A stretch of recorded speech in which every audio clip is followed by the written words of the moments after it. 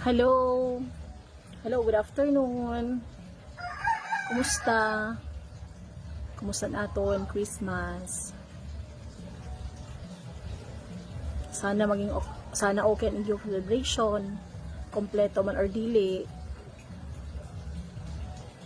Anyway, ang Christmas and Christmas is dili ang grabe na garbon handa.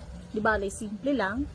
Dili masyado damuan aton in preparation. Ang importante, biririyo. Nag-ururupod, naka-jamming, itong mga kaigmanghudan tanan sa iba na lugar, nakauli, naka-celebrate sa aton sa Christmas.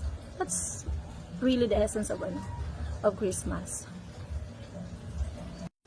Nakapagpasalamat kita na sa buong tuig, naging maayos ang aton buhay, maski may mga challenges, nalampasan naton, nakaya naton, na maski aramta na mahirap ang panahon, nakalagpas kita ng mga di natin ginaasahan.